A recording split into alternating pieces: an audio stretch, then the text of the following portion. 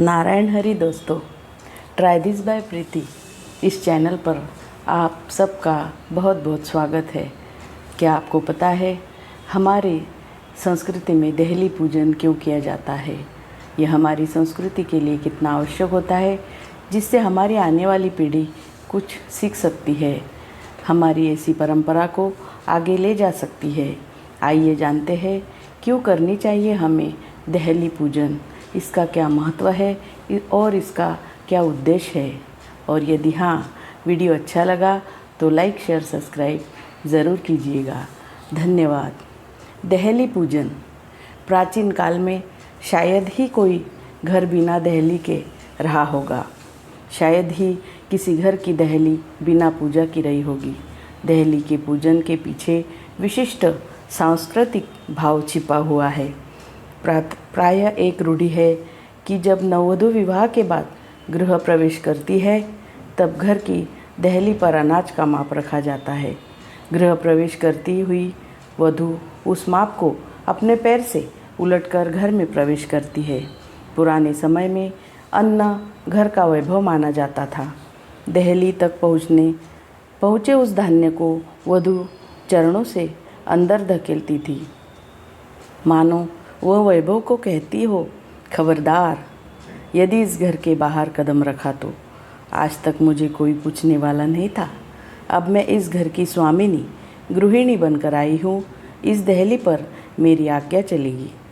इस तरह घर के बाहर निकलकर अदृश्य होते वैभव पर अपना अधिकार जमाती हुई गृहिणी गृह प्रवेश करती है। देहली घर की इज्जत की रक्षक है। मानव का मन अति चंचल है। वह किस क्षण कहाँ फिसलेगा, यह कहना मुश्किल है।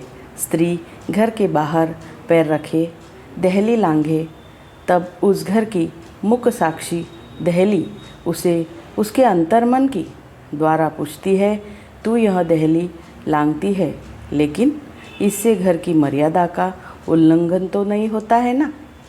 आवेश में आकर घर की इज्जत तो धूल में नहीं मिलाती है ना? बाहर पैर रखती है, पर वह बुराई की ओर तो नहीं बढ़ता है ना? और यह देहली एक मुख्य बुजुर्ग का काम करती है। गलत काम करने के लिए उठे कदम को वह रोकती है। असत के पथ पर आगे बढ़ने से रोकती है। यह देहली घर के बाहर निकलते पुरुष को सतर्क करती है, इस समय तू कहाँ चला?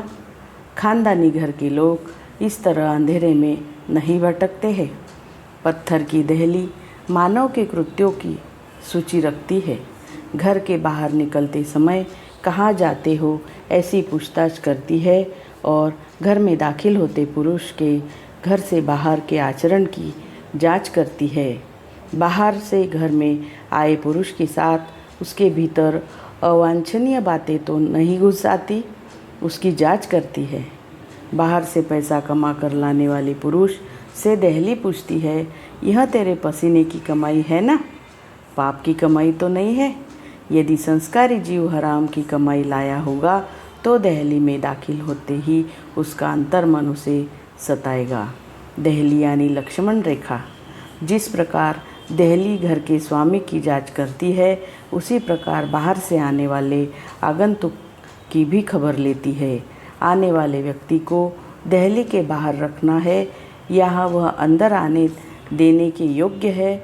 यदि अंदर प्रवेश करने योग्य व्यक्ति न हो तो देहली उसे बाहर खड़ा करके वहीं से ही विदा कर देती है। घर में कैसा व्यक्ति, किस प्रकार का चित्त, कैसी वस्तुएं और कैसे विचार प्रवेश करे, वह देहली पर तय होना चाहिए।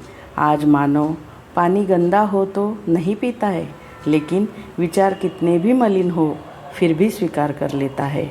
शरीर के स्वास्थ्य पर चिरगामी परिणाम करने वाला पानी शुद्ध होना चाहिए।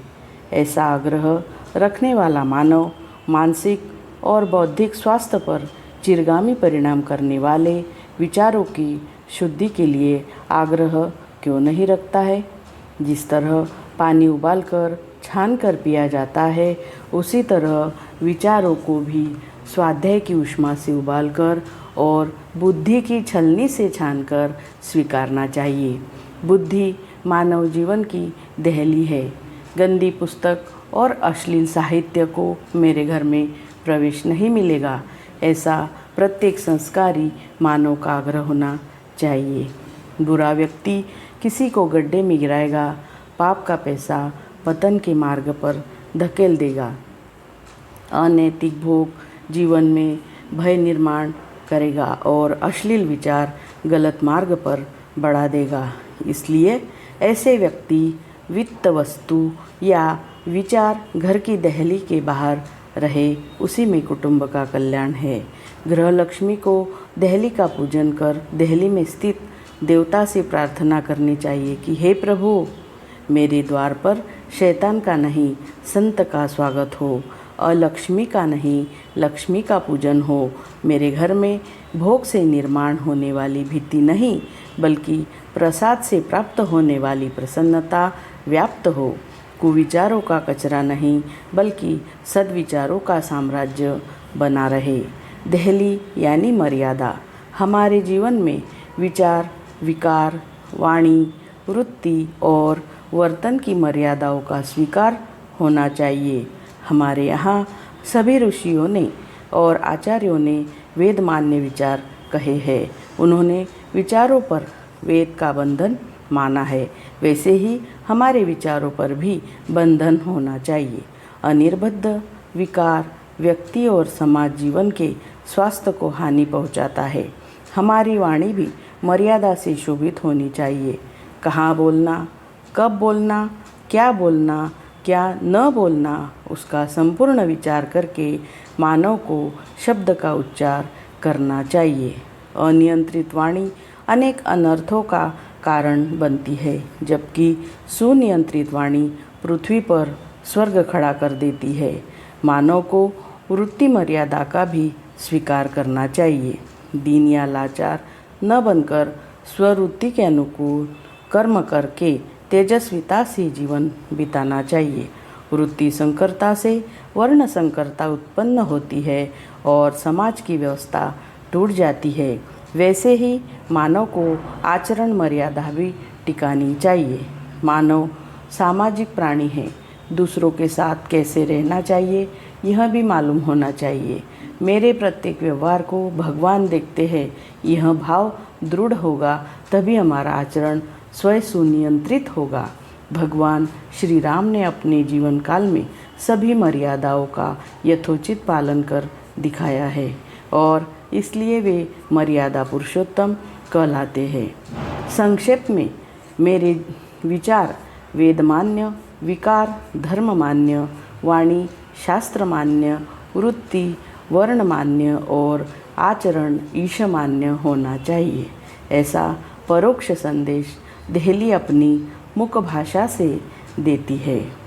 घर की प्रतिहारी, वैभव और चरित्र की रक्षक, लक्ष्मण रेखा की दर्शक और मर्यादा पालन की प्रेरक, यह दहली को भावपूर्ण नमस्कार।